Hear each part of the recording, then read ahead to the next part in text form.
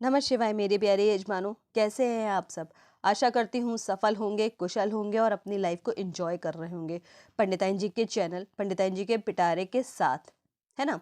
जैसा कि हम सभी जानते हैं कि 22 मार्च से नवरात्रि शुरू हो रही है और हम सभी माता की पूजा करते हैं, कलश की स्थापना करते हैं।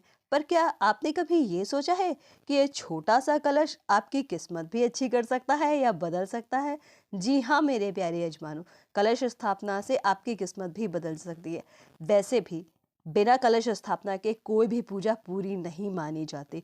जिस तरह पूजा करते समय रोली पुष्प फलों का महत्व होता है, उसी तरह पूजा में कलश स्थापना का भी विशेष महत्व है। कलश स्थापना करने से घर में समृद्धि आती है और जिस कार्य सिद्धि के लिए पूजा कर रहे हैं ना, उसमें सफलता प्राप्त होती है। तो चलिए जानते हैं कि कलश की स्थापना से पहले किन किन बातों का ध्यान रखना चाहिए। ठीक है। पूजा के समय कलश को अमृत कलश के समान माना जाता है। समुद्र मंथन के समय जो कलश निकला था ना, ऐसी मान्यता है कि पूजा के समय उसी कलश का प्रतिरूप मानकर कलश की स्थापना की जाती है। अलग अलग पूजा में अलग अलग प्रकार के कलश का प्रयोग होता है। कलश, दीप और नारियल रखा जाता है कलश स्थापना के समय। नवरात्रि में विशेषतया नारियल का कलश ही स्थापित किया जाता है। इसके अलावा यश एवं समृद्धि के लिए अखंड द्वीप वाला कलश भी रखा जाता है। ये तो हुआ कलश का महत्व। अब जानते हैं कि किस धातु का कलश स्थापित करना चाहिए। तो यजमानों, पूजा के समय सोने, चांदी, तांबे और मिट्टी का कलश स्थापित किया जा सकता है, परंतु लोहे और स्टील का कलश निषेध है, इसे नहीं रखना चाहिए। ठीक है ना। अब जानते हैं कि कलश स्थापना की विधि। तो चलिए, स्थापना से पहले वहां मिट्टी की वेदी बनाई जाती है, उस पर हल्दी से अष्टदल बनाया जाता है, उसके ऊपर कलश रखा जाता है। कलश के अंदर पंचपल्लव, जल, दूर्बा, चंदन, पंचामृत, सुपारी, हल्दी, अक्षत, सिक्का, लौंग, इलायची डाली जाती है। कलश के ऊपर आम या अशोक के पत्ते रखे जाते हैं। ठीक है। एक उसके ऊपर एक कटोरी रखी जाती है, उसमें जौ या गेहूं या चावल रखे जाते हैं। कलश को लाल कपड़े में लपेट कर रखा जाता है। इसके बाद कलश के पंचोपचार से पूजा की जाती है। अब आप सोच रहे होंगे कि ये पंचोपचार क्या है, हम कैसे करेंगे। तो ये जानने के लिए आपको अगले वीडियो का इंतजार करना होगा, तब हम बताएंगे आपको कि ये पंचोपचार है क्या। अब जानते हैं कि कलश रखने से क्या फायदे होते हैं, है ना। तो यजमानों, धार्मिक मान्यताओं के अनुसार कलश पर नारियल रखने से घर में बीमारियां नहीं होती हैं, दूर रहती हैं।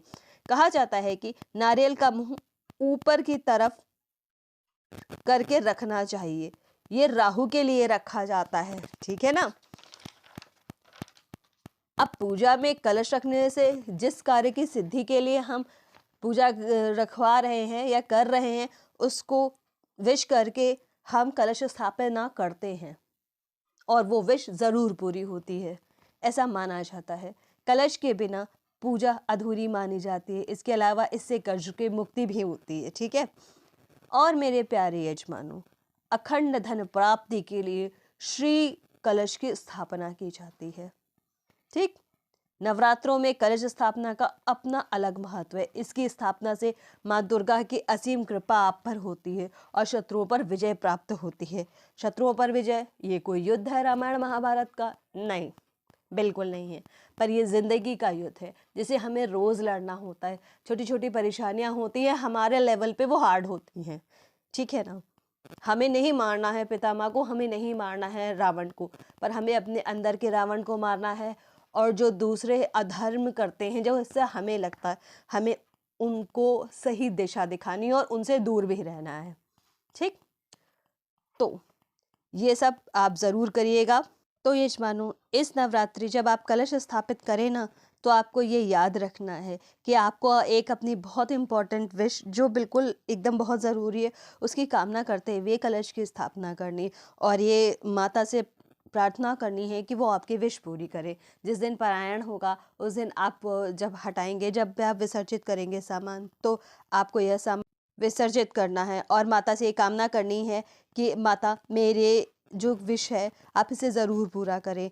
और इसी के साथ मैं अगले नवरात्रि में फिर से कलश स्थापना करूँगा या करूँगी, और आप इसके साथ कलश का विसर्जन करें। ठीक है, अब तक आपको वीडियो कैसा लगा ज़रूर बताइएगा।